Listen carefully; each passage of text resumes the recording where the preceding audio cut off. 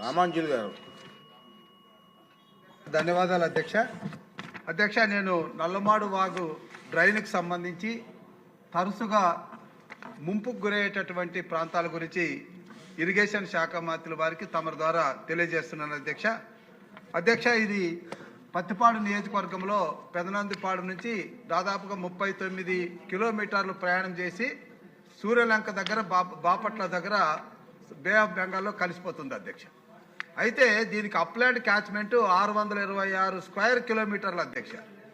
అంటే దీనివల్ల అక్కడ చిలుకలూరుపేట పల్నాడు జిల్లాలో, ఇక్కడ బాపట్ల జిల్లాలో, మరి అదేవిధంగా గుంటూరు జిల్లాలో మన పత్తిపాడు పొన్నూరు అధ్యక్ష, అట్లాగే పరచూరు ప్రకాశం జిల్లాలో పరచూరు, అంటే దాదాపుగా 5 నియోజకవర్గాలకు సంబంధించి 3 జిల్లాలకు సంబంధించినటువంటి సమస్య ఇది.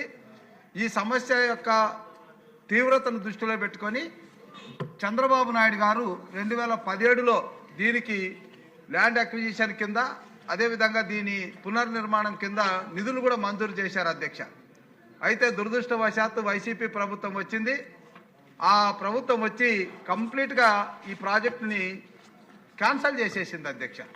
మళ్ళీ తిరిగి మన ప్రభుత్వం, రైతాంగాన్ని కాపాడుకునే మన ప్రభుత్వం దీనికి సంబంధించి నిధులు మంజూరు చేసి ఈ ముంపు నివారణ చేయాల్సిందిగా తమరి ద్వారా మంత్రి గారిని కోరుతున్నాను అధ్యక్ష.